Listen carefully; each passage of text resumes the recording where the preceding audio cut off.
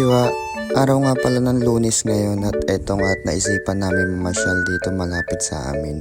Kung makikita nyo nga enjoy na enjoy si mama sa mga cherry blossom na nakikita niya. And share ko nga lang din pala guys at cherry blossom na pala ngayon o yung sakura nilang tinatawag dito sa Japan. Isa rin pala ang cherry blossom na tourist spot dito sa Japan guys. Sobrang dinadayo talaga to ng iba't ibang tao. Dahil kung makikita nyo guys, sobrang ganda talaga niya. And guys, totoo nga pala talaga ang chismis. And guys, hindi mo masasabing nasa Japan ka kapag hindi mo na-experience o napuntahan tong cherry blossom nilang tinatawag o yung sakura. Tingnan mo si mama, tuwang-tuwa. May pakaway-kaway pa nga siya dyan guys. Sobrang enjoy na enjoy niya yung paglalakad niya sa cherry blossom.